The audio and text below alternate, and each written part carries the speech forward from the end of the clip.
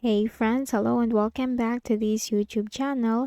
In today's another video tutorial, I'm going to share to you on how you can draw a straight line in Microsoft Word. So let's go quick into the process. First is just go ahead in the Windows search bar and type Word. Click on it under the best match. Click on the blank document. So if you're struggling to draw a straight line, in your Microsoft Word, then this tutorial is for you.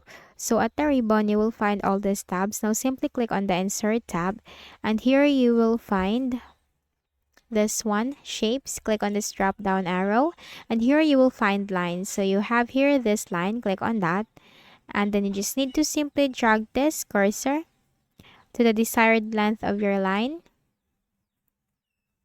And that's it. Now, if you want to draw it horizontally, you can also do that. Insert, shapes, and then choose line. And then just simply move the cursor.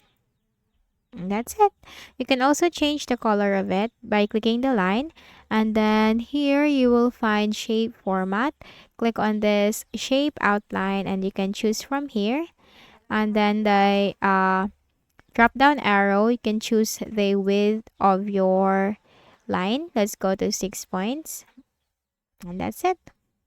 That's how you can easily do it. So I hope this video helped you. Kindly please do not forget to hit the like button and subscribe to this YouTube channel for more tutorials like this. Thank you for watching.